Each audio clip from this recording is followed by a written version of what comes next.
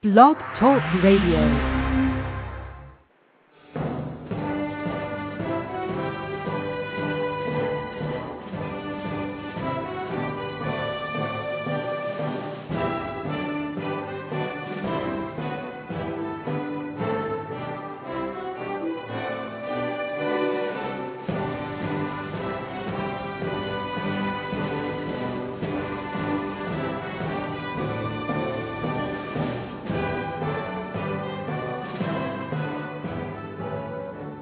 Boa noite, meus amigos.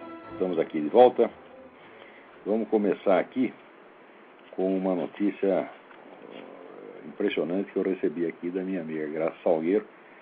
Mandou a notícia do El País, jornal argentino, dando conta de que os cartéis das Farc já praticamente dominaram o sul do continente latino-americano.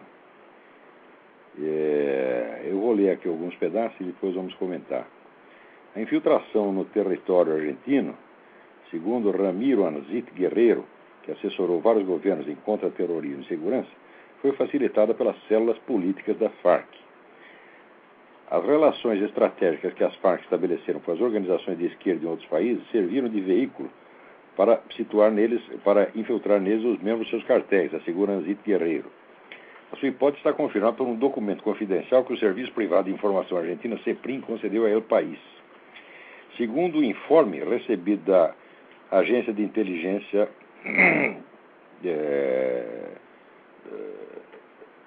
argentino, nos últimos anos, Jairo Afonso Lesmes, aliás, Javier Calderón, considerado chanceler das Farc para o Cone Sul e encarregado de atividades ilícitas nessa região, se move com plena liberdade. Junto com ele, narcotraficantes e terroristas de diferentes países teriam sido hospedados no Hotel Bauen, administrado pelo governo da Venezuela, hotel na Argentina administrado pelo governo da Venezuela, com recursos da PDVSA, através do PDVSA, a estatal venezuelana de petróleo. Analistas argentinos consideram, e desde metade do ano 2000, as Farc têm presença ativa nesse país e que aumentou durante o governo de Néstor Kirchner. Bom, é óbvio, né? Ele está lá para isso. Javier Calderón possui, segundo o especialista Anzit, uma estrutura de apoio no Brasil, que junto com o Paraguai e a Argentina conforma a chamada Tríplice Fronteira. Essa teria fornecido às Farc, teria favorecido as Farc após o fortalecimento das operações de interdição entre Brasil e Colômbia. Informes do Departamento de Estado americano indicam que as máfias brasileiras estão negociando com o grupo guerrilheiro através de suas bases no Paraguai. As autoridades identificaram que a droga sai desde o sul da Colômbia em pequenos aviões para pistas clandestinas do Paraguai. Depois vai para o Brasil, de onde abastece o mercado local e segue para os Estados Unidos, Europa, o Japão e a África.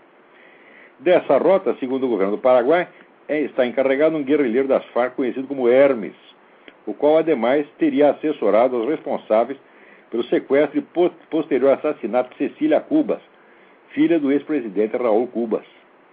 Na atualidade, sabe-se que Hermes reside no Brasil.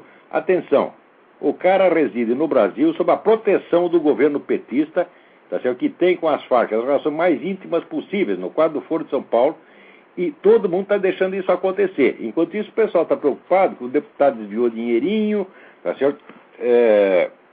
Ou que talvez as nossas escolas não estejam indo muito bem, ou seja, o pessoal está preocupado com perfumaria. Agora, uma matéria desse teor jamais sairia na mídia brasileira, isso saiu no El País.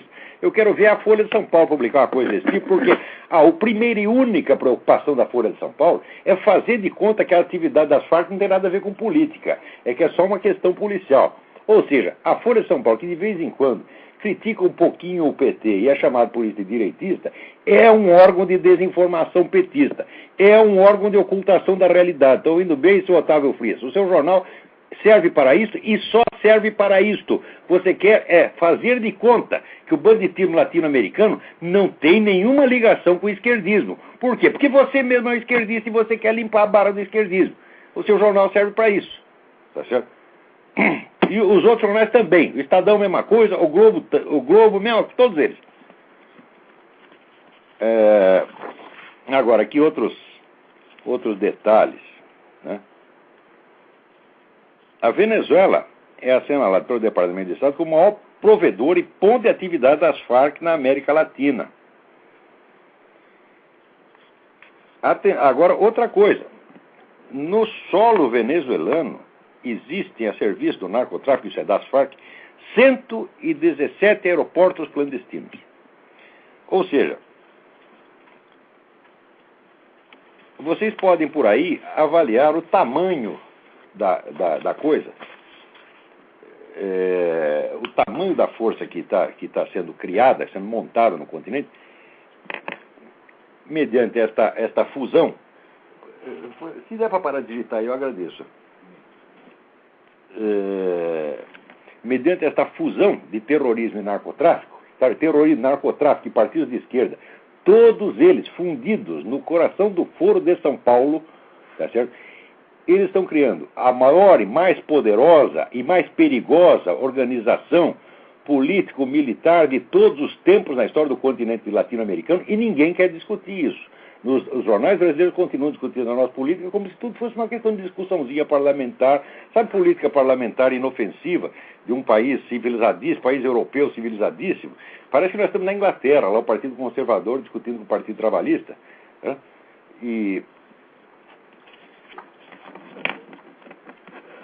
Então, os jornais ficam dando esta aparência de normalidade, enquanto isso está acontecendo diante dos nossos olhos. Olha, eu vou dizer uma coisa para vocês. A classe jornalística brasileira, donos de jornais são todos criminosos, são todos cúmplices desse esquema. Estão escondendo e protegendo esse esquema há muitos anos. Uns porque trabalham para ele, outros porque são vendidos, outros porque são covardes, tá certo? E outros, finalmente, porque são ignorantes. Infelizmente, eu acho que os ignorantes são a minoria. Eu acho que a maioria dos jornalistas e dos donos de jornais sabe perfeitamente de tudo isso. Agora, e a nossa direita? A nossa direita, quando reúne direitistas liberais, conservadores, etc., sobre o que eles conversam? Eles conversam sobre empresa privada, sobre as lindezas do capitalismo, tá certo? Sobre como é que diz? Enxugamento do Estado. Nunca falam dessas coisas. Ou seja, são cúmplices também. Tá certo? Todos vocês ditos liberais, vocês são uns capados, castrados, covardes, cagões. É isso que vocês são. Tá certo? Vocês são traidores da sua própria causa. Tá certo? Vocês são traidores do Brasil. Vocês estão ajudando a entregar isto. Entregar o Brasil e o continente latino-americano para os comunistas. Por quê? Porque é tão bonito você reunir intelectuais dos dois lados para discutir teoria econômica, né? É tão bonito, tão agradável isso aí, você fazer de conta que está num ambiente tão civilizado, que é tudo uma questão de polidíssima troca de ideias. É isso que vocês gostam de fingir que estão numa democracia europeia riquíssima, onde todos os problemas estão resolvidos, só resta discutir ideias. É isso que vocês ficam fazendo. Ora, eu durante anos participei do Fórum da Liberdade. Fórum da Liberdade no Rio Grande do Sul. Tá certo? É verdade que era o único acontecimento importante, tá certo? De que propiciava alguma divulgação de ideias liberais e conservadoras. Eu gostava muito do Fórum da Liberdade. Porém, a maioria dos participantes ia lá só para falar de teoria econômica, de ideias bonitinhas, etc. Coisa substantiva, tá certo? Como isso aqui, ninguém mexia. Só eu tocava nisto. Por quê? Aquilo é um bando de covarde. Tá certo? É tudo, sabe, menino mimado, pó de arroz. É isso que vocês são, ô liberais do Brasil. Vocês são pó de arroz, vocês são bando de boiolas. Né? Agora, veja, a covardia, a boiolice, quando passa de um certo ponto, se torna criminosa. Quer dizer, me diga uma coisa, me diga quando existiu uma organização deste tamanho, com 117 aeroportos clandestinos, só na Venezuela, dominando o narcotráfico de todo o continente, tá certo? E se reunindo anualmente com o seu Luiz Inácio Lula da Silva, no Foro de São Paulo, tá certo? Para tramar a ocupação do restante do continente. Ora, que é claro que eles estão fazendo isso. Note bem, o próprio Lula, naquele seu famoso discurso de 2 de julho de 2005, ele esclarece que o Foro de São Paulo não serve só para fazer as suas assembleias gerais e emitir as suas declarações. Ele é um ponto de encontro onde há conversações secretas, tá certo? Entre ele, Hugo Chávez, o pessoal da Farc. Ele confessou isto. Então significa o seguinte: isto é a revolução comunista em marcha, diante de todos nós, subsidiada pelo narcotráfico e pelo governo da Venezuela, tá certo? Enquanto isso, esses filhos da puta do jornalismo brasileiro, tá certo? Ficam falando só do deputadinho que roubou um dinheirinho, essas coisas insignificantes. Que é? Mas olha, ser brasileiro hoje em dia é realmente uma vergonha. Não é só por causa da corrupção, não. A corrupção de dinheiro é o de menos. O demais são os 50 mil brasileiros que estão morrendo anualmente graças a isso aqui, e os milhares que ainda vão morrer, tá certo? No curso dessa revolução que está sendo montada muito rapidamente no continente. Quer dizer que é a revolução dos criminosos, a revolução dos narcotraficantes, a revolução dos assassinos, que tudo isso é coisa que o senhor Lula acha lindo, tá certo? Ele lambe o saco dessa gente, a turma da Farc manda no Lula, porra. Ele fará o que eles quiserem. Vocês não perceberam ainda onde estão? Meu Deus do céu, acordem! O que está havendo nesse país? Quer dizer, é uma espécie de castração intelectual, não dá para perceber a realidade. Ora, agora, o principal no Brasil é a mídia. A mídia é um fator de isolamento. A mídia brasileira isola o Brasil do que está acontecendo em volta no mundo. Então, no máximo, fazem alguma crítica muito leve ao Hugo Chávez. E quando fazem, aproveitam para fazer mais desinformação comunista ainda, como esse filho da puta que escreveu na Folha de São Paulo, dizendo que o Chávez e o Uribe, embora estejam em polos opostos, são muito parecidos, o governo muito parecido. Agora me diga o seguinte: quando foi, tá certo, que o Uribe mandou atirar, tá certo, em manifestantes pacíficos e matou 21 pessoas? Tá certo? Quando foi que o Uribe, tá certo, disse que os cidadãos do seu país não têm mais o pátrio poder sobre as crianças, que aos 3 anos passam a estar sob a guarda do Estado? Quando foi que o Uribe praticamente decretou o fim da empresa privada no país? Quando foi que o Uribe mandou fechar os jornais de oposição? Não há semelhança nenhuma entre o Uribe. A única semelhança, seu filho da puta, que escreveu isso, que eu nem me lembro o seu nome, tá certo? A única semelhança é o ódio que gente como você tem pelos dois. Que tem pelo Uribe, tá certo? Vocês têm medo do Hugo Chávez e têm ódio do Uribe. E tem ódio do Uribe por quê? O Uribe tem mais de 80% da aprovação no país dele por causa do combate corajoso que ele move contra o narcotráfico. Odeiam tanto o sujeito que, para queimar a reputação dele, até forjaram uma fotografia em que ele estaria dando a mão para um dos famosos paramilitares, que já nem existem mais, já estão totalmente desativados, os famosos paramilitares de direito. O próprio Uribe mandou desativar os caras, né? Forjaram uma fotografia que está passando o Uribe aqui, tem o paramilitar lá, e colaram uma mãozinha, né? Cumprimentando o sujeito. E está na cara que aquela mão é grudada, aquela mão não é do Uribe, está totalmente desproporcional e fora de perspectiva. Fizeram isso, espalharam para o mundo inteiro para dizer: olha, tá vendo, ele tem ligação com os paramilitares. Quando o Uribe esteve aqui, o Ted Kennedy, esse canalha Ted Kennedy, se retirou do Congresso em protesto contra a presença de um amigo dos paramilitares. Ou seja, está havendo um processo de desinformação brutal, tá certo? Coerente, muito bem arquitetado, tá certo? E vocês, brasileiros, estão caindo. Por quê? Porque vocês acreditam nos jornais brasileiros. Ora, os jornais brasileiros, como a própria esquerda diz, é um pequeno grupo, tá certo, de empresas. E quem manda nelas, manda na opinião pública brasileira. A esquerda diz que acha isso ruim, mas ela gosta disso. Por quê? Porque foi graças a isso que ela pôde ocupar as redações todas. Se no Brasil tivesse, como aqui, cada cidade tem um jornal independente, seria difícil ocupar. Mas ali você ocupa o Globo, o Estadão, a Folha, acabou, já ocupou tudo. Você tá, né? Então, a esquerda já manda nessas redações há mais de 20 anos, tá certo? Agora, como dentro da esquerda tem de vez em quando alguém que fica escandalizado com a roubalheira petista e escreve contra, então o que faz o PT? Diz que a mídia é de direita. Por quê? Porque ela não é suficientemente de esquerda. Ela não é suficientemente de esquerda ao ponto de obedecer integralmente às instruções do Foro de São Paulo. Só obedece parcialmente. Mas nem isso no Brasil já é permitido. Até isso a causa de escândalo. Quer dizer, num país em que a centro-esquerda passa a ser o máximo de direita admissível, acabou a liberdade, meu Deus do céu. Agora, eu estou dizendo isso por quê? Porque eu sou, como disse esse canalha desse Quartinho de Moraes, um ideólogo de extrema-direita. Ideólogo de extrema-direita é a puta que eu pariu, rapaz. Porque ideólogo é o seguinte: não pode haver um ideólogo fora de um movimento organizado. Ideólogo solitário é uma contradição de termos, meu filho. Ideólogo é o porta-voz de um partido, de uma organização, como você, que trabalha para esses assassinos do PC chinês.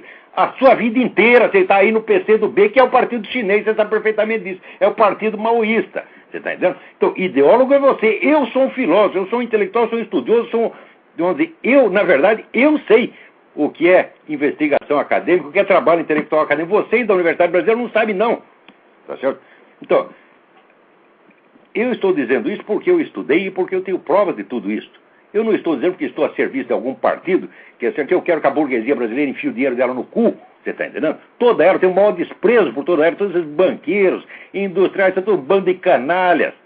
Tá certo? Canalhas que são puxa-saco do PT, são oportunistas, eles realizam aquilo que Lenin dizia. Lenin dizia, você dá uma gorjetinha para a burguesia, ela te entrega todo o poder. A burguesia brasileira está confirmando isso. Agora, você acha que eu trabalho para essa gente? Ora, vamos à merda, todos eles. Tá certo? Então, eu estou dizendo isso como um investigador independente que reúne provas, tá certo? E sabe do que está falando e tem ideia do que é veracidade objetiva.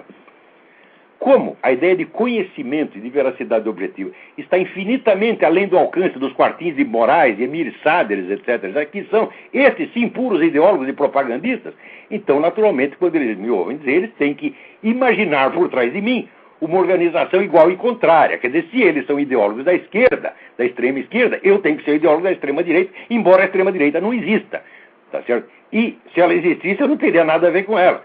Então, o que está havendo no Brasil é que esse tipo de propagandista barato, você está entendendo, se tornou o único tipo de intelectual que existe. Até esse ano, essa merda dessa Câmara Brasileira do Livro, composta de semi-analfabetos, deu prêmio para outro mais analfabeto ainda, que é o Emir Sader, professor de ciência política que escreve Getúlio com LH.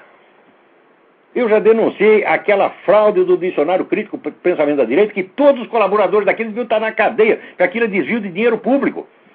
Quer dizer, você não pode dizer que você está praticando ciência política numa universidade pública, tá certo? E usar aquilo lá para esconder todos os fatos significativos, tá certo? E distorcer tudo em favor do seu partido. Ninguém tem o direito de fazer isso. Quem faz isso tem que ir para a cadeia. Isso é vigarice, isso é desvio de dinheiro público. Eu acuso o doutor Emir Sader de fazer esse desvio de dinheiro público no dicionário crítico do pensamento de direito. E agora, essa merda desse dicionário que ele acabou de lançar agora é exatamente a mesma coisa, segundo eu acabei de ler aqui no Reinaldo Azevedo. E a Câmara Brasileira do Livro ainda dá um prêmio para esse cara. Experimente oferecer um prêmio para mim, ô Câmara Brasileira do Livro. Experimente me oferecer seu jabuti, que eu mando todos vocês enfiar no cu. Tá certo? Vocês ofereceram para o meu falecido amigo Bruno Tolentino, eu considero isso um insulto à memória dele. Tá certo? Depois que o sujeito morre, vocês vão lá oferecer o prêmio jabuti, tá certo? Para quê? Para parasitar um pouco da glória dele, um pouco do mérito dele. Tá certo? Vocês não têm qualificação para julgar o trabalho literário de ninguém. Tá certo? Vocês são todos picaretas. Agora, enquanto ele fala isso, está aqui. Chega a própria Folha Online, notícia. O presidente da Câmara, deputado Arlindo Chinalha, mandou desarquivar uma proposta de emenda constitucional que permite a reeleição sem limites para cargos majoritários. Tá aí, já temos o nosso Hugo Chávez. O Lula não vai sair de lá nunca mais. Se sair, vai entrar Dilma Rousseff ou qualquer outra porcaria igual.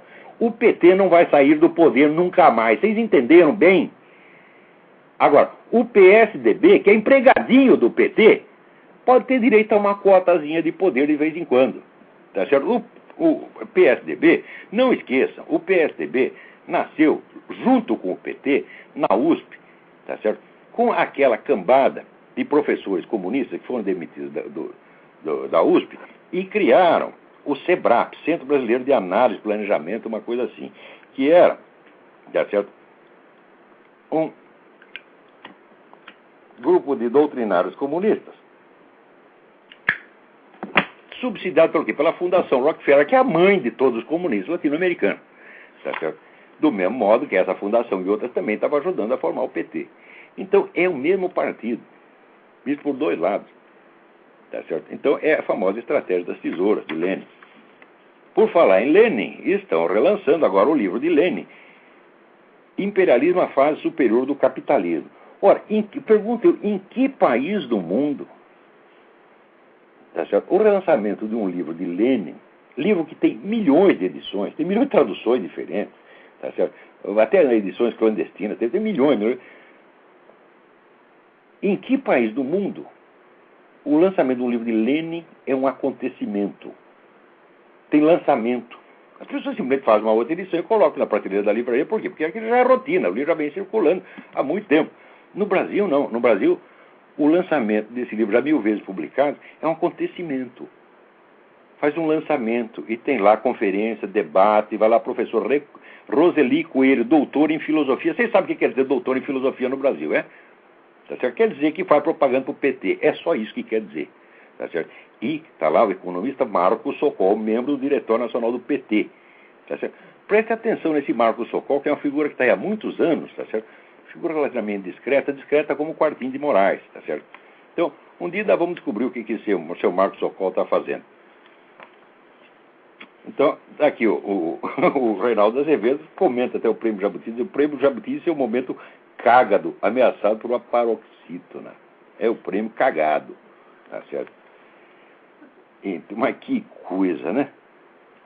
Esse editora Boitempo. Outro dia um aluno me escreveu dizendo, olha, você sempre fala das obras do Northrop Frye, o crítico canadense, né? E tem uma que chama The Great Code, e aqui no Brasil saiu uma tradução do The Great Code pela editora Boitempo. Você acha que a tradução é confiável? Eu falo, não sei, eu não vi a tradução, tá certo? Agora, o que eu duvido, lanço aqui um desafio público. Eu desafio o Dr. Emir Sader a ler comigo um livro do Northrop Frye e entender. E discuti-lo comigo. Eu disse, ele não é capaz de entender aquilo, ele não sabe do que o Frye está falando. Agora é o seguinte, esse pessoal da esquerda, tá certo? Todos eles leem as minhas colunas, observam o meu site, etc, para copiar uma coisinha ou outra, tá certo? E puxar para si os méritos. Então, como eu estava falando muito de Northrop Frye, eles têm que lançar um livro de Northrop Frye, por quê? Para vocês todos pensarem que eles sempre souberam quem é Northrop Frye, que eles já leram todos os livros do Northrop Frye, que eles estão ultra por dentro. Eles sempre fazem isso, porque isso é um bando de vigarista, porra. Então, se a tradução tá boa, não, deve estar boa, né? Peraí, tem alguém na linha, vamos lá. Diga aí. Alô? Alô? Quem é? Olá, aqui quem fala é André, de Americana. Tudo bem, André? Tudo bom. Desculpa mudar de assunto, mas eu queria fazer 2 perguntas muito rápidas para você. A primeira é se o senhor conhece a obra do filósofo francês Jean-François Mattei. Muito mal, ouvi falar, não as li. Deveria? Eu não sei, eu não leio em francês, então só tive acesso às traduções em português. E um dos livros que eu li eu gostei muito. Gostaria de saber a opinião do senhor. Jean-François, me soletra, por favor, o nome do homem. Mattei, M-A-T... T-T-E-I? Isso. Ah, Mattei, é um sobrenome italiano. Vou procurar, agradeço a indicação. Tá certo. E Olavo, outra pergunta que eu queria fazer, que num dos programas anteriores, o senhor fez um comentário sobre o chamado Grupo do Reale e o culturalismo. E eu sou um grande fã da obra do Miguel Reale e gostaria de saber quais são as críticas que o senhor tem a fazer quanto ao culturalismo. Olha, o meu principal problema com o culturalismo é a herança kantiana. Eu acho que tudo aquilo onde o Kant meteu a mão acabou dando merda, tá entendendo? Eu acho o Kant um dos grandes culpados pelos males do Ocidente. Agora, isso não tira os méritos próprios da escola culturalista. Eu acho que, vamos dizer, se curasse dessa contaminação kantiana, daria tudo mais certo, né? Mas eu sempre fiz questão de enfatizar o valor enorme da obra do Miguel Reale. Eu acho, realmente, o Miguel Reale foi o primeiro sujeito que na história humana conseguiu dizer o que é o fenômeno do direito, que é um fenômeno central para a vida humana, tá certo? E todas as definições de direito que tinham eram absolutamente desencontradas, pegavam por alguma qualidade acidental, por alguma propriedade, mas não conseguiam pegar exatamente o que é, vamos dizer, a substantividade mesmo do fenômeno do direito. E o Miguel Reale realmente matou a charada. Aquele livrinho dele chamado Teoria Tridimensional do Direito é uma joia, tá certo? Também reconheço todo o trabalho educativo que o Miguel Reale e o grupo dele fez na Revista Brasileira de Filosofia. Tá certo? Agora, Eu fiquei bravo porque apareceu um idiota, que é aquele sujeito daquele site, até esqueci como é o site. Palatando, né? Parlata ou Cagata, sei lá o quê. Que inclusive voltou à carga recentemente, né? Ele fez um comentário, aquele artigo... Ele volta à carga diariamente, vai no banheiro e dá a carga, tá entendendo? Ele fez um comentário ao artigo... Eu sou o representante desse grupo, fala, mas é só ler o que eu escrevo e ver, tá certo? Que, por mais que eu respeite o trabalho deles, eu não tenho nada a ver com a escola culturalista e, sobretudo, não tenho contato junto com esse grupo. A única pessoa conhecida do grupo foi o Miguel Reale, numa época em que o grupo já nem existia mais, tá certo? Ou em que a atuação do Miguel Reale ali era mínima, porque o Miguel Reale estava com 90 anos de idade, tá certo? Mas essas coisas, o brasileiro é assim, ele gosta de interpretar o pensamento dos outros como se fosse sempre o pensamento de um grupo. Por quê? Todo mundo lá só pensa em grupo, só tem pensamento coletivo. Na hora que aparece um filósofo de verdade que pensa com a própria cabeça, tá certo? Eles não sabem o que é, eles não sabem o que fazer. Quando apareceu o Mário Ferreira dos Santos, eles ficaram desesperados, não sabiam o que fazer com o Mário Ferreira dos Santos. Comigo também não sabem o que fazer. Então, um cataloga. Será que é um UFO? Será que é um pterodáctilo? Não sabe o que é. Tá? Então é melhor o seguinte, se não estão entendendo, calem a boca, vão pra puta que os pariu. Então, obrigado pela sua sugestão, André. Vamos em frente. Tem mais alguém na linha? Então, agora, olha aqui. Essa semana mesmo estava aí o doutor Fernando Henrique Cardoso dizendo o seguinte: a economia americana já era, agora o século XXI vai ser chinês. Bom, o que aconteceu? Né? Aqui, saiu no jornal Valor. A economia dos Estados Unidos surpreendeu e teve crescimento anualizado de 3,9% no terceiro trimestre. Está todo mundo perguntando, como é possível? Vocês não sabem o que é Estados Unidos, vocês não têm ideia, tá certo? Da força criativa da economia desse país. O pessoal realmente não sabe o que está falando, porra. Agora, fala do crescimento da economia chinesa. O dinheiro que está na China é tudo americano, porra. Se o americano tirar o dinheiro de lá, os chineses vão ter que comer rato. Agora, esta palhaçada de que a queda do Império Americano está sendo anunciada há 100 anos. Toda hora. Né? Não teve nos anos 80, a última grande onda disso aí foi nos anos 80, o livro Ascensão e Queda das Grandes Potências.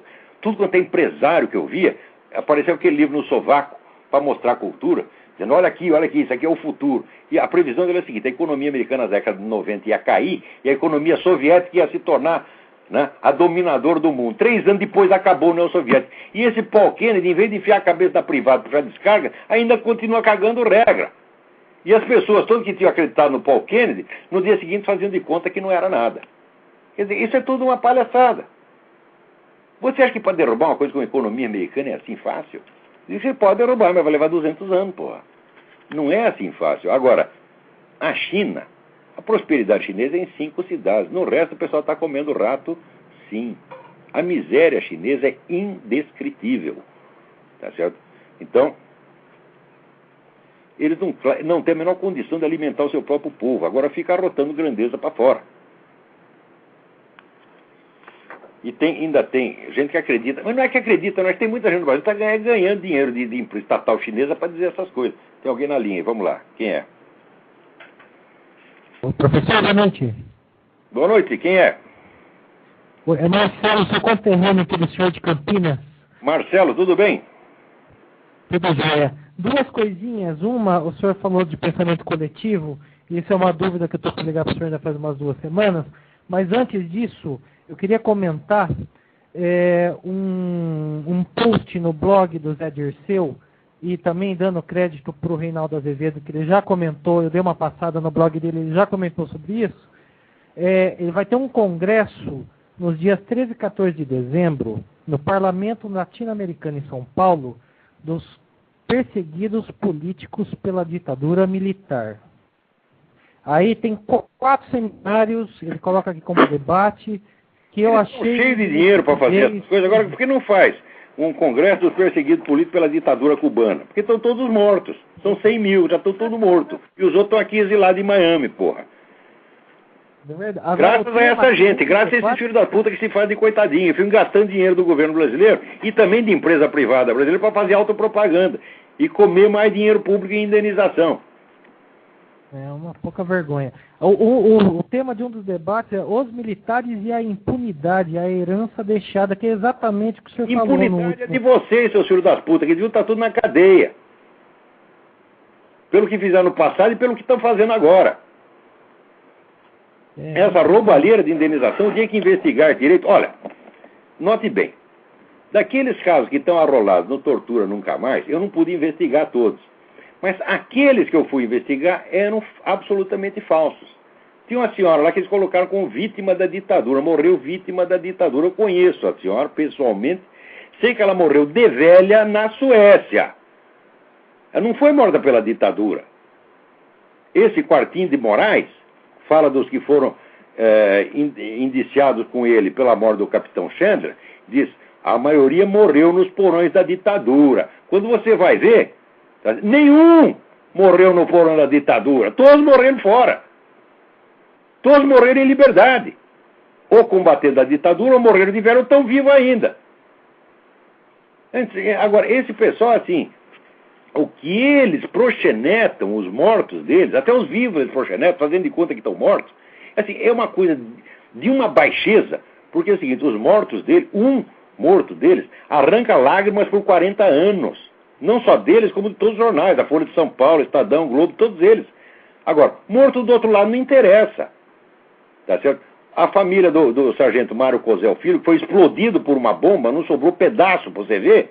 Tá certo? A família durante 30 anos pediu uma indenização, daí ofereceu lá no fim, ofereceram assim, um salário mínimo por mês, que é para mandar o governo enfiar no cu. Você entendeu? O pai do sargento Mário Cosel entrou em depressão e morreu de tanta humilhação que sofreu. Então essa desproporção no tratamento das vidas humanas é absolutamente psicótica. Isso é coisa de bandido. Bandido é que pensa assim.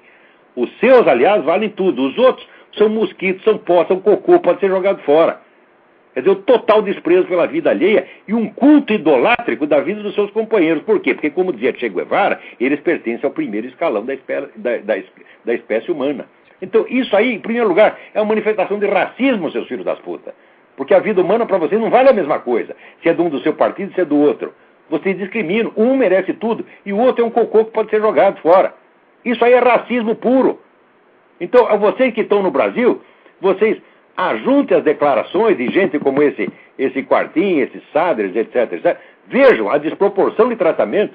Vejam o culto idolátrico dos mortos, comunistas mortos, e o total desprezo pelos outros, e vejam como isso configura um crime de racismo, e metam um processo desses caras.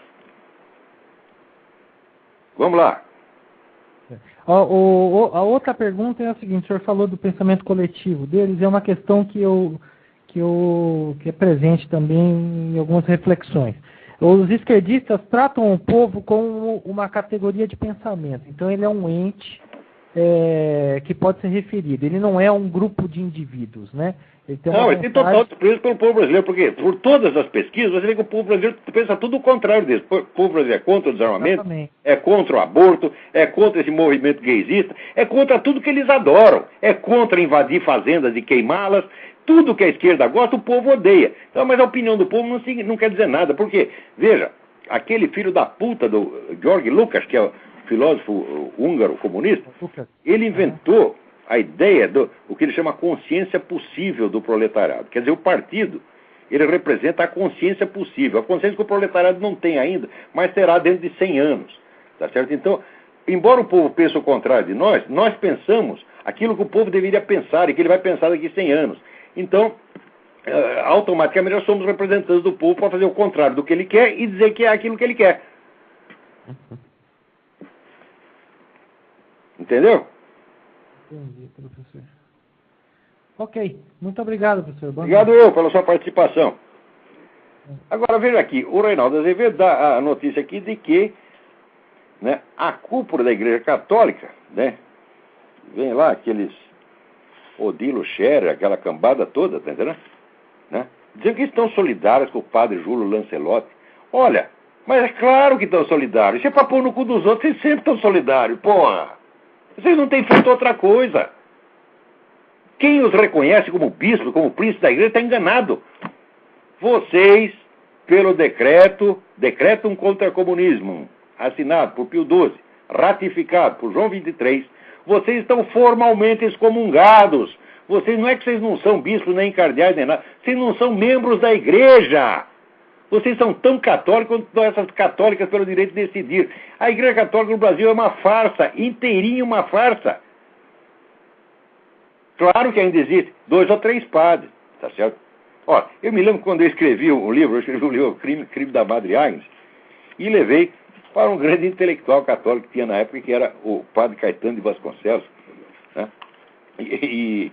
Era um homem que falava muito bem, escrevia muito bem, tinha um programa de rádio, fazia um sucesso enorme, e levei o livro para ele ler, para ver o que ele achava. Ele leu e falou: meu filho, isso aqui está muito bom, mas não vai adiantar nada, você não vai conseguir converter os padres. Isso aí foi na década de 70. Agora imagina como é que está hoje. Quer dizer, isso aí esse pessoal todo já se vendeu. Aqui, Odilo Scherer, você para mim não é nada, você não é sacerdote, você não é coisa... Bom, a condição de sacerdote você não perde, tá certo? Mas a condição de príncipe da igreja você perde sim.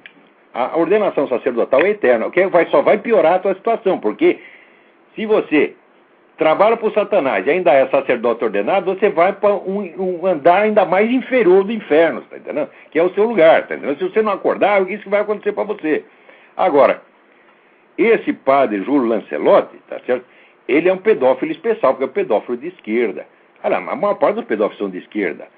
Onde é que você vai procurar, vamos dizer, aqueles padres antigos conservadores fazendo essas coisas? Isso é raríssimo.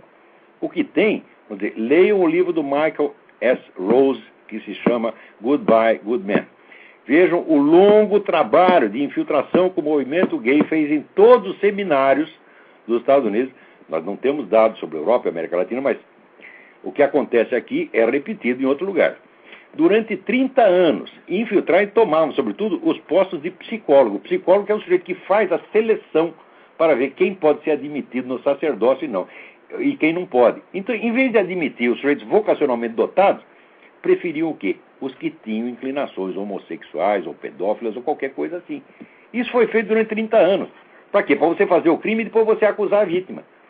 Dizer que os padres são pedófilos não porque são homossexuais, não porque são pervertidos, mas porque são padres. Agora, a cota maior de pedófilos no universo são os assistentes sociais da ONU.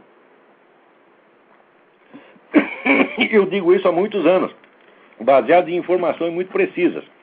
E agora, pela primeira vez, quando um país da África mandou alguns soldados da ONU embora por pedofilia, saiu agora uma notinha desse tamanho assim na imprensa brasileira. Agora, padre, você faz um barulhão desgraçado, a não ser que seja o padre Lancelotti. Padre Lancelotti, né? Como diz o outro lá, é o cavaleiro da nádega redonda, né? Então, esse aí pode, porque é de esquerda, então é santinho. Quer dizer, é pedofilia santificada.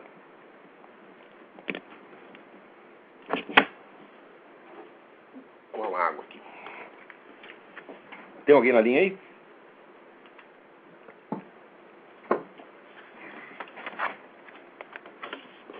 Vamos lá.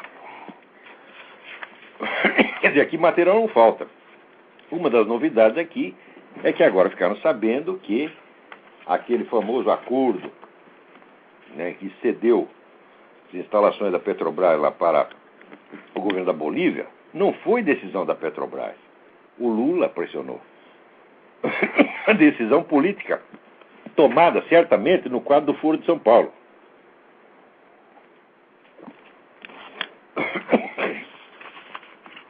E foi forçada, foi impingida ali sobre a Petrobras.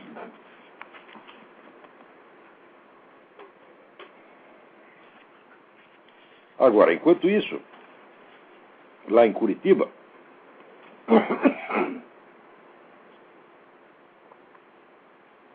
falar demais, ficar bravo e gritar dá nisso. Então, lá em Curitiba, o seu Requião faz uma reunião lá, Conferência Popular Nacional de Agroenergia, com a Via Campesino, MST, com a bandeira do MST e da Venezuela hasteada, né? Estão lá proclamando então, já a extinção do agronegócio e sua substituição pelo modelo da agricultura do MST. O MST não produz coisíssima nenhuma, tá certo? Aliás, ele não foi feito para produzir, ele foi feito para destruir a agricultura brasileira.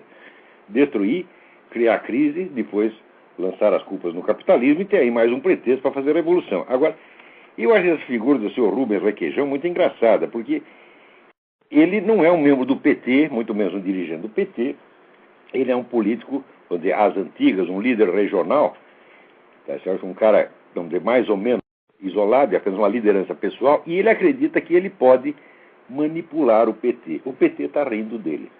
O PT vai usar esse sujeito e jogar fora como uma camisinha. Aquele que se preocupa com o seu Requeijão, não se preocupe. Esse homem não é de nada. Tá certo? Ele vai ser jogado fora na primeira oportunidade. Preste atenção no que eu estou dizendo. Isso aqui é análise política. Eu estou expressando uma linguagem assim, bastante popularesca até, mas é resultado de análise política longa. O destino dele é o de todas as lideranças regionais, pessoais, tá certo? Que ou se opuseram ou se aliaram ao PT. Eles vão destruir todas. Todas.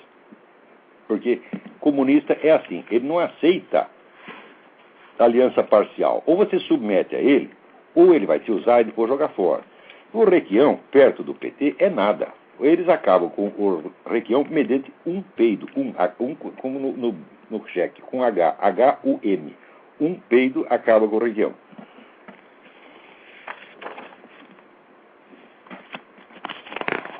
Vamos lá. Tem tanta coisa aqui que a gente fica bobo, sabe? Agora, está a nova sessão aqui do grupo de trabalho do Foro de São Paulo, que está preparando o 14º encontro a realizar-se em Montevidéu, Uruguai. Né? É importante o seguinte, nenhuma dessas reuniões do Foro de São Paulo foi acompanhada por nenhum repórter da nossa mídia, sempre tão interessado em descobrir as coisas. Ora, o que é o Foro de São Paulo? É apenas uma organização de algumas centenas de partidos políticos, né? Reúne dezenas de governantes latino-americanos, dezenas de presidentes de partidos, mais as organizações narcotraficantes e terroristas mais poderosas. Ou seja, é um acontecimento sem importância nenhuma, é uma bobaginha, tá certo? É uma coisa de importância apenas regional, né? Então, pensando assim, a nossa mídia, que acompanha cada movimento do Lula, né? Quer dizer, cada besteirinha que o Lula fala, eles vão atrás. Quando você vai na reunião do Foro de São Paulo, manda o Marco Aurélio Garcia lá na reunião do Foro de São Paulo, eles fazem questão que não fazem durante 16 anos. Eles acompanhavam tudo que o sujeito fazia. Quando ele ia na reunião do Foro de São Paulo, todo mundo fechava os olhos e ninguém via. Ora, isso aí é ignorância? Não, isso é cumplicidade ativa. Isso aí tem que ser investigado. Tem que ver como é que se fez, da onde veio, vamos dizer, uma omissão tão longa, tão persistente e tão sistemática, tá certo? Agora, se mandar um repórter lá, agora não dá mais para esconder, então talvez até a Veja, tá certo? A Veja não é uma revista de direita, é apenas uma revista antipetista, porque na parte cultural ela é politicamente correta, ela apoia tudo que a esquerda quer, tá certo? Apenas ela ficou escandalizada com a roubalheira petista e tudo tem limite no mundo, até o saco esquerdista tem limite, tá certo? Então tem alguns esquerdistas que acham que é possível ser esquerdista e honesto ao mesmo tempo, o que não é. Tá certo? E quando eles veem a roubalheira, ela fica escandalizada. Então, esse tipo de gente que começou, vamos dizer, a criticar o PT dentro da própria esquerda. Então, a revista Veja, agora que já percebeu, já admite publicamente, até que existe o Foro de São Paulo. Como a Veja é generosa, é bondosa, ela até admitiu, depois de 16 anos ela admitiu até que até existe. Então, talvez mande lá um repórter. Então, atenção, seu repórter. Você faz o seguinte, em toda reunião deste tipo, existem as assembleias, aquilo que se discute publicamente, e existem os encontros discretos.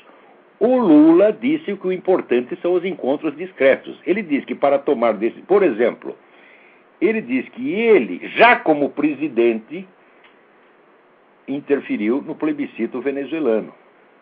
E que isso foi combinado entre ele e Hugo Chávez, eu vou repetir mais ou menos a palavra como eu me lembro, usando a estrutura do Foro de São Paulo para que eles pudessem conversar sem que as pessoas percebessem.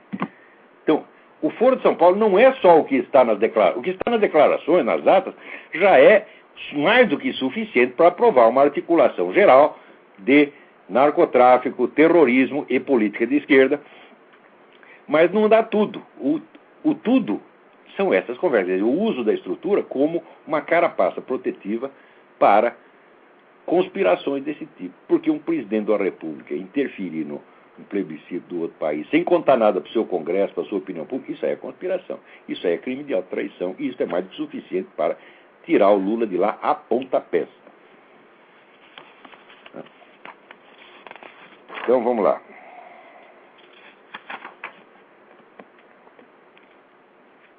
Olha aqui, que coisa interessantíssima. Aqui saiu na Folha de São Paulo.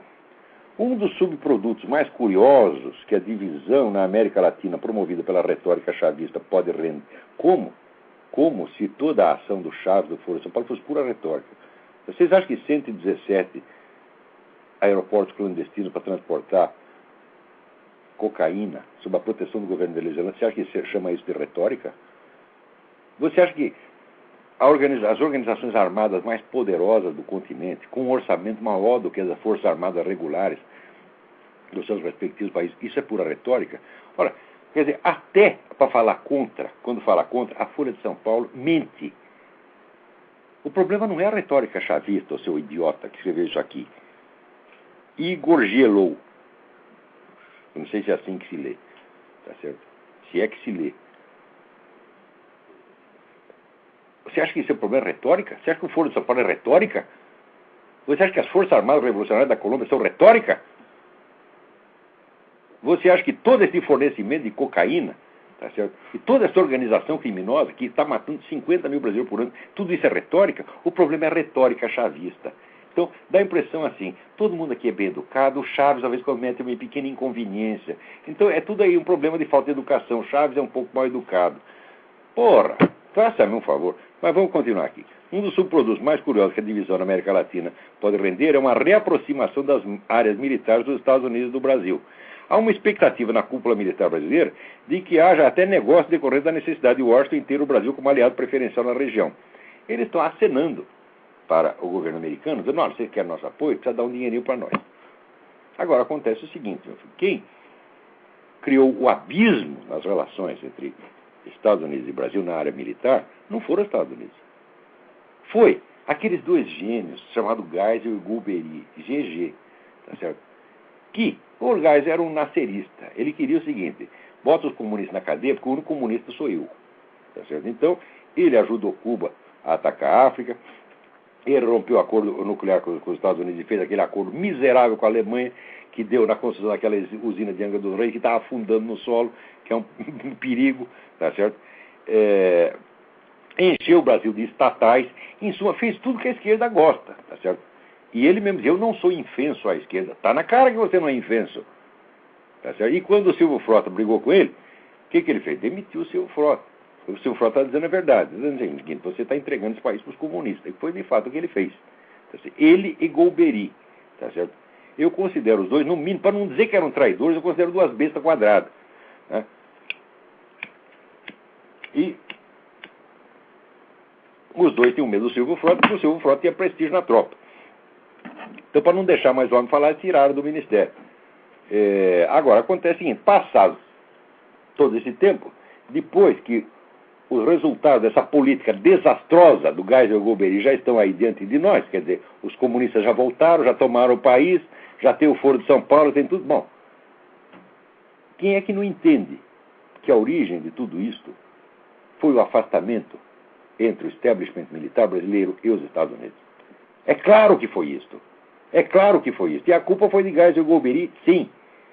Tá certo? E se não houver essa reaproximação, logo os comunistas e narcotraficantes vão, de fato, implantar na América Latina o que eles querem, que é uma união das repúblicas socialistas da América Latina. Vamos lá, quem tem alguém aí? Pronto, Olavo? Eu? Tudo bem, Marcelo de São Paulo. Ô Marcelo, tudo bem? Tudo bem, Olavo. Eu queria fazer uma pergunta de um assunto absolutamente diverso. Fale mais alto, por favor, grite se puder. Ok, desculpe. Eu queria fazer uma pergunta acerca de um assunto que você não está abordando aí agora. Não tem nada a ver, mas diz respeito ao aborto.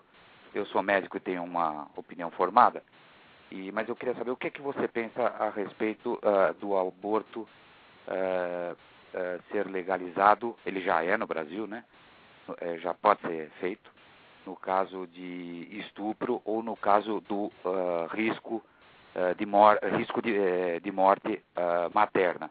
Queria saber a sua opinião, embora eu tenha uma opinião, muita gente tem a sua, mas eu queria saber a sua. Mas é simples, a opinião é simples. Você assiste aquele filme Grito Silencioso que mostra o que é um aborto, o que é materialmente um aborto, você vai ver que o aborto é um homicídio. Aquele vídeo foi feito por um médico americano chamado Dr. Bernard Nathanson. O Bernard Nathanson ele era judeu de origem, e ele, quando era pequeno, ele ia na sinagoga, mas quando ele chegava em casa, o pai dele, que era meio comunista, gozava da cara dele, tá entendendo? Portanto, o pai forçou que ele acabou largando a religião. Depois, mais tarde, né, virou o cara todo moderninho e criou uma clínica de aborto e fez 70 mil abortos. Isso, eu conheço essa história. Até o dia, tá certo? Em que ele, de repente, se tocou que o paciente dele não era a mãe, o paciente dele era o feto. Aquele era o paciente, era aquele que ele tinha que proteger. E daí ele percebeu o que estava fazendo, ele deu uma conferência, que eu tenho aqui até a cópia, em que ele se apresenta à plateia dizendo: eu sou um genocida. Esse disse a verdade, você está entendendo?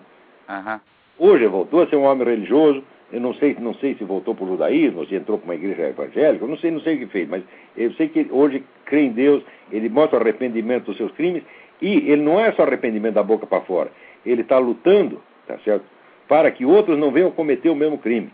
Quem não percebe que o aborto é um assassinato é uma pessoa insensível, tem um órgão perceptivo a menos. É uma coisa que ele não vai poder provar para ela. Quer dizer, um sujeito que, preste bem atenção, um sujeito que não consegue sentir o seu próximo como um ser humano, não adianta você dar uma prova antropométrica para ele de que o outro é humano. Tá certo? Se você pega, por exemplo, o Adolf Eichmann, tá certo, que fica jogando o judeu lá para a câmara de gás, o judeu para ele era uma coisa, não era um ser humano. Não adiantava você dar uma prova antropométrica dizendo: olha, mas ele tem a mesma estrutura física que você, etc, etc. Isso não ia infundir no Eichmann a percepção da humanidade do outro. E os abortistas a mesma coisa. São todos sociopatas. A pessoa, o sujeito quer matar um bebê só para ele poder continuar trepando, comendo as mulheres ou dando, tá certo? Sem ter responsabilidade. Quer dizer, por causa do seu prazer, você tem que matar as pessoas. Mas que trepada mais cara essa sua, hein? Não tem vergonha? Olha, eu não admito conversar com uma pessoa desta. Eu não acho que a questão de ser contra ou a favor do aborto é uma questão de opinião. Eu acho que é uma questão de humanidade ou desumanidade. Eu acho que é uma questão de percepção. Ou você tem o sentimento, mas o amor ao próximo, você percebe que aquela criaturinha pequena, indefesa, tá certo? Que ela é atacada, ela sente dor, ela chora, ela como que pede socorro. Você vê isso e você acha: não é um ser humano, não há vida humana ali. E vem entrar com conversa pseudocientífica. A pessoa que faz isso não é normal. A pessoa tem um órgão perceptivo a menos, como Adolf Eichmann tinha, e muita gente tem. São todos criminosos. Então vai discutir com um criminoso? Tantos são criminosos que quase toda a propaganda que eles fazem é sempre baseada na mentira. Eles mentem assim de uma maneira. Esse porra desse ministro temporão que diz: precisamos legalizar o aborto para impedir esse massacre de mulheres que estão sofrendo abortos ilegais e morrem aos milhares. Morrem aos milhares coisa nenhuma, morrem 7 ou 8 por ano, um acidente que pode acontecer em qualquer tipo de operação. Não há problema nenhum, não há risco nenhum. Não há nenhum risco de saúde pública. Agora, mais ainda, as entidades que financiam abortos ilegais são as mesmas que fazem campanha pela legalização do aborto. Quer dizer, é aquele negócio do Satanás mesmo. Ele induz você ao erro e depois te condena pelo erro. Quer dizer, como é que eu vou discutir com gente assim? E essas católicas pelo direito de decidir, que são uma organização satanista, fazem ritos satânicos, e no entanto querem ser aceitas como organização católica. Existe mais, vamos dizer, falsidade mais cínica do que essa. Como se pode admitir conversar com essas pessoas? Uma pessoa dessa não pode entrar dentro da minha casa. Eu não aceito um sociopata desse dentro da minha casa. Não há diferença entre as pessoas, entre essas pessoas e o narcotraficante, é a mesma mentalidade. Agora, se as pessoas se tornam, vamos dizer, as pessoas normais, boas, se tornam incapazes de reconhecer um sociopata quando o enxergam, quando veem, então não se pode fazer mais nada, estão indefesas. Olavo, o falecido Dom Lucas Moreira Neves, que foi primaz do Brasil, ele publicou um pouco antes de morrer um artigo interessante no Estadão, na página 2, e ele fazia menção lá a várias pessoas, que ele dizia, pessoas que tiveram uma vida normal, santa, de acordo com com as normas da sociedade, ou da igreja, o que importa, ou das igrejas, da sua religião, e que eram vítimas, que eram frutos de estupro, né? Mas é isso, do estupro? Pode nascer um gênio, pode nascer um santo. Isso, é isso que ele dizia, pode nascer um santo. Eu conheci santos vindos... Nós não sabemos quem vai nascer. Meu filho, eu tenho 8 filhos. Eu nunca soube quem ia nascer ali. Cada um é uma surpresa, uma coisa diferente. Não fui eu que inventei eles. Você tá entendendo? A gente não tem controle sobre quem vai nascer. Você não sabe quem vem.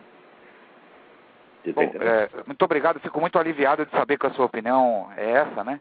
Eu também sou um defensor da vida humana e sou contra o aborto. Não, essa coisa do aborto não dá... aí não tem diálogo. Não tem diálogo. Abortista é criminoso. Abortista é mente criminosa.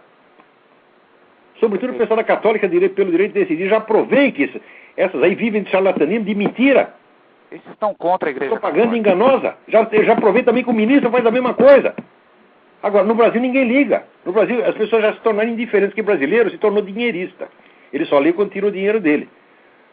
Agora, quando a ofensa não é ao seu dinheiro, mas é à vida humana, a dignidade da vida humana, é a liberdade ali, não tem importância, o pessoal não liga. Dá um dinheiro para eles, ficam quietos. Ok, olha, um grande abraço, Olavo, e parabéns pelo programa mais uma vez. Obrigado, obrigado. Então, olha aqui, olha, para não dizer que está tudo perdido, tem mais alguém aí na linha?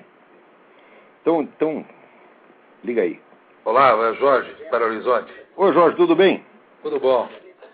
Olavo, você estava mencionando aí, naquelas reuniões particulares que teve o Lula com o Chaves, que influenciaram no plebiscito. Isso. Que houve lá. Você tem a fonte real disso aí? Que outro dia eu estava discutindo. Você faz o seguinte, você vai no meu site, procura o artigo que chama Lula, réu confesso. Nesse artigo, eu dou o link para o discurso do Lula, feito em 2 de julho de 2005, o qual está meio publicado, meio escondido no site do próprio governo. É um documento oficial. Leia aquilo com atenção.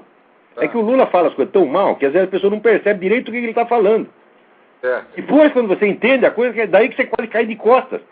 O quê? Ele está dizendo que ele interferiu no plebiscito venezuelano, que ele fez isso com uma conversação secreta que teve com o Hugo Chávez e outros no Foro de São Paulo, e que eles estão tomando inúmeras medidas nesses encontros que eles fazem, diz ele, usando o Foro de São Paulo, a estrutura do Foro de São Paulo, para que ninguém percebesse do que estávamos falando. Que o senhor está dizendo que está nos enganando. Isso é crime de responsabilidade e está publicado no site do governo. Vai lá, eu não tenho o link aqui de cor, mas se você procurar o meu artigo, vai lá no www.olavodecarvalho.org, procura esse artigo, Lula, réu confesso. Lá dentro tem o link, daí você clica o link e você vai para no site do governo. Quer dizer, isso aí é a mancha de batom na cueca, não dá para esconder. Mas no Brasil não precisa esconder. Os caras já estão andando na rua, com cartaz na testa. Sou assassino, sou genocida, sou narcotraficante, sou um filho da puta. E ninguém liga, porra! Quer dizer, é por isso que não dá para conversar sério mais. Um país que aceita como intelectual e premia um vigarista intelectual como o Emir Sader, pode acontecer tudo, porra! Perderam já o senso da realidade, perderam o senso das proporções, e ainda querem fazer de conta que a discussão entre eu e eles é apenas uma questão de divergência ideológica, esquerda-direita. Tem um ideólogo do lado de lá e tem um ideólogo do lado de cá. Mas como eu posso ser um ideólogo se eu não tenho organização pelas costas? Ideologia é um discurso coletivo, defendido uniformemente por um partido articulado para a conquista do poder. Agora, eu estou articulado para a conquista do poder com quem? Porra, eu não tenho poder aqui nem sobre os meus cachorros, porra. Não tenho onde cair morto. Tá certo? Eu sou um cara que está falando sozinho. Claro que tem gente que aprova o que eu falo, de tanto ouvir o que eu falo, as pessoas acabam talvez até criando movimento. Mas criam por conta própria, não é meu movimento, não tem nada a ver com isso. Posso até apoiar se for uma coisa certa, mas não sou político, não estou articulado com ninguém politicamente. Agora, como é que é isso? Agora, no Brasil virou tudo confronto de ideologia. Você diz 2 mais 2 é 4, daí o cara responde, você diz isso porque você é de extrema direita. Então quer dizer que a opinião, o partidarismo político virou tudo. Não existe mais ciência, não existe mais objetividade, não existe mais verdade, não existe mais aritmética elementar. Tudo virou uma questão de preferência política. E isto é obra desses pseudo-intelectuais tipo Emir Sader. São criminosos, os caras destruíram a cultura superior no país para substituí-la por propaganda política enganosa, vil, baixa, grosseira. Verdade. Não tem perdão para esses caras. O que eles estão fazendo no Brasil? Estão destruindo o Brasil. Quanto a essa questão da criminalidade, você vê, universalmente, o discurso da esquerda é o seguinte: o que causa a criminalidade são as injustiças sociais. Então eles criam políticas sociais para corrigir a criminalidade. Invariavelmente, em todos os lugares onde isso é adotado, a criminalidade aumenta muito. Ao mesmo tempo, se você pegar não os discursos mais públicos da esquerda, mas os textos intelectuais mais influentes da esquerda, que só os líderes leem, ou a militância mais preparada, o que eles dizem? Precisamos usar o banditismo como um instrumento de destruição do capitalismo.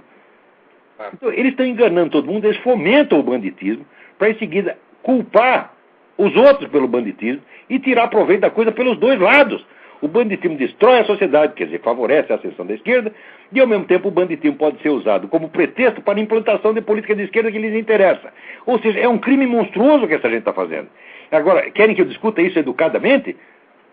Eu não posso discutir educadamente a prática de um crime. Um criminoso não se discute. Verdade.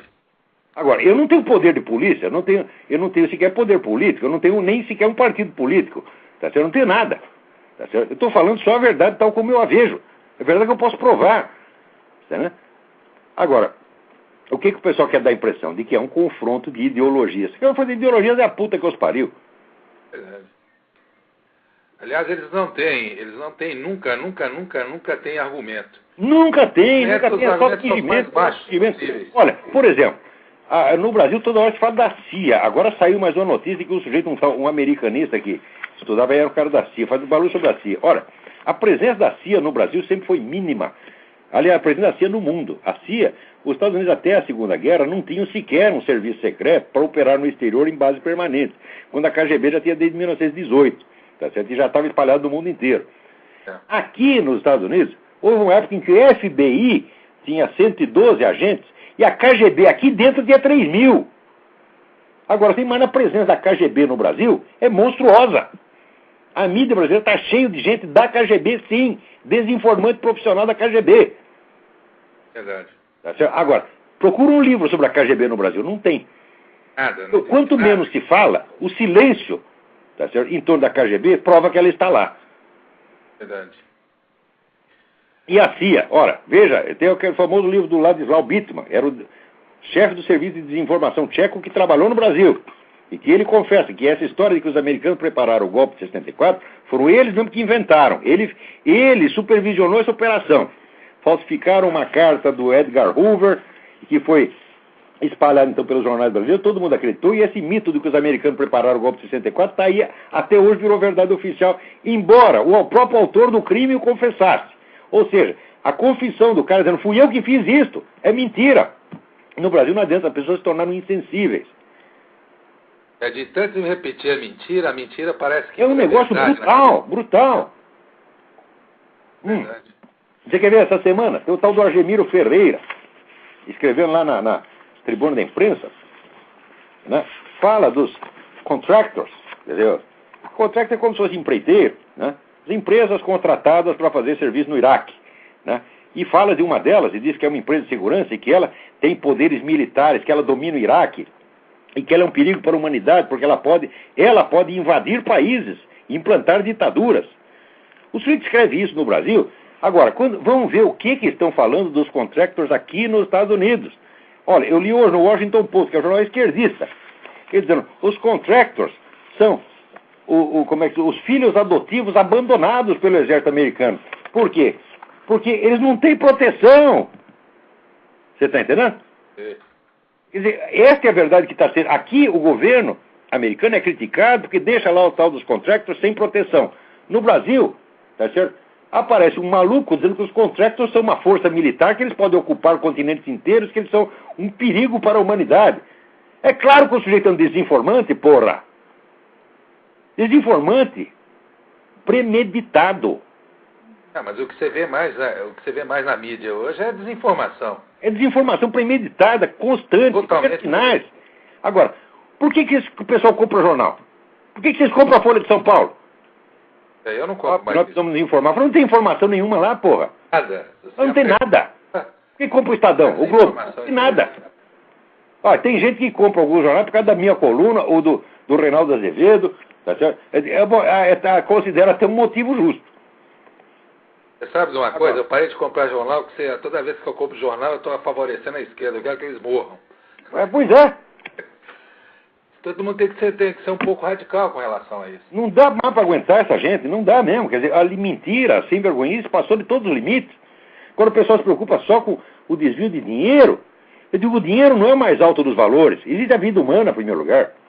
Existe, a verdade, isso existe a própria condição de funcionamento da democracia, que é a circulação honesta das informações. Tudo isso já foi destruído e ninguém reclama. Não, a ditadura da mídia já está imposta desde a época da Revolução. Agora, e os caras dominam a mídia e ainda fazem protesto contra ela, dizendo que ela é direitista. Eu digo, puta merda, isso aí é que nem, né? Stalin e Trotsky, cada um acusava o outro de ser direitista. Claro.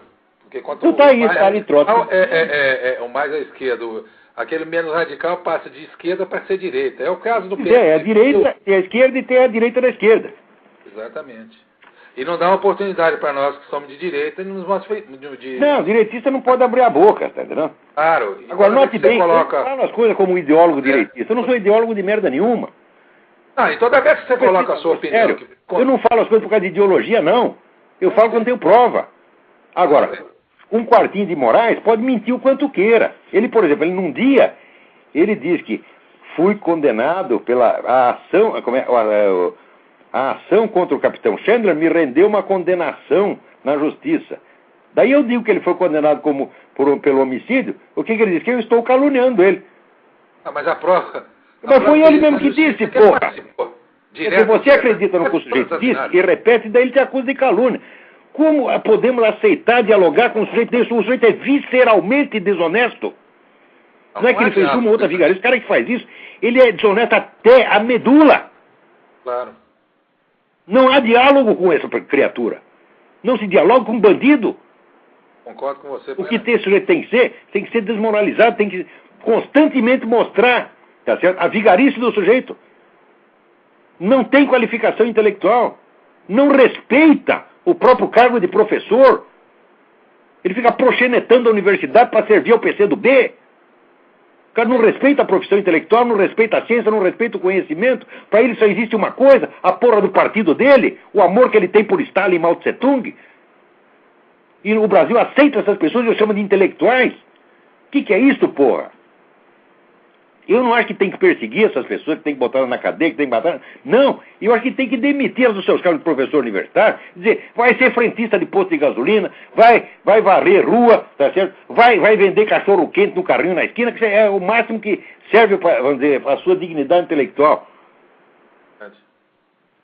Mas, infelizmente, o que está acontecendo? A gente que tem a opinião mais capitalista, quer dizer, a opinião à direita, em cima tendo como base a civilização cristã, quer dizer, você contra-argumentar com esse tipo de gente, você... Não adianta. Essa contra-argumentar, já te taxam como direitista. Olha, entra um sujeito... Eu, por exemplo, eu já assumi, eu sou da direita mesmo. Assaltar sua casa, estuprar sua mulher e matar seus filhos. Você vai argumentar com ele? Que argumento tem?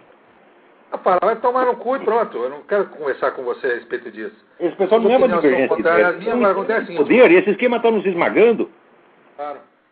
Mas mudando um pouco de assunto, Olavo, hoje, por acaso, eu estava no escritório e abri a televisão lá no canal do Senado e eu vi um discurso de um senador que eu nunca tinha visto. Pô, você assiste TV pornô, rapaz?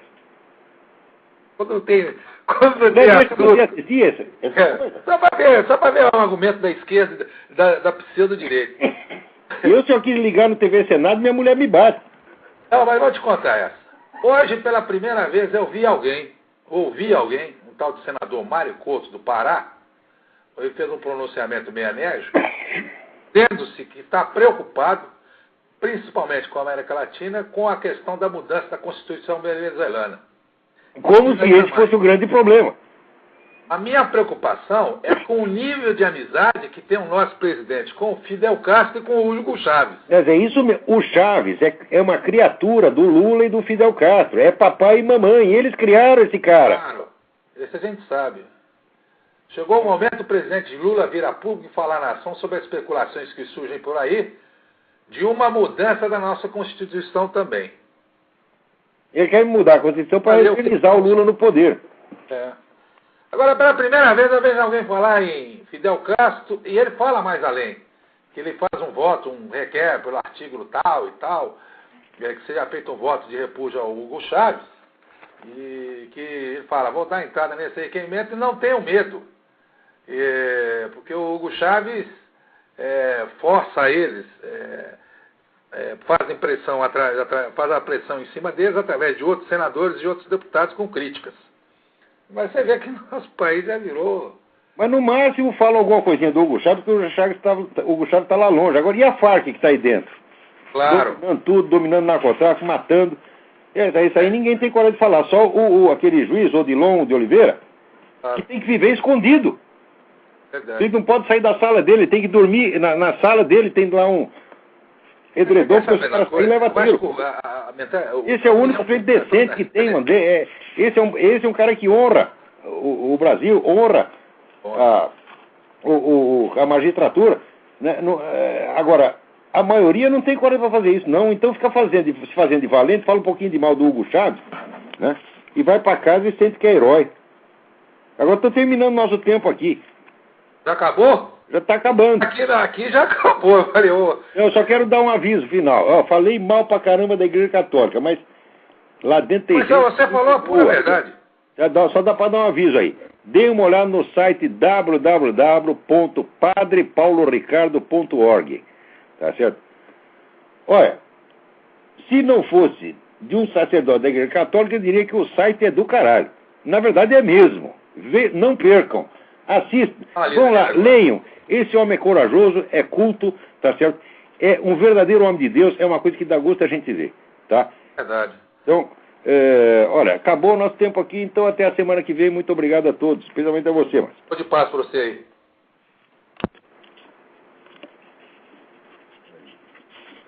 Ainda bem que tem o screen, estava gravando. Ainda bem que tem o screen, estava gravando. Ainda bem que tem o screen, estava gravando. Ainda bem que tem o screen, estava gravando.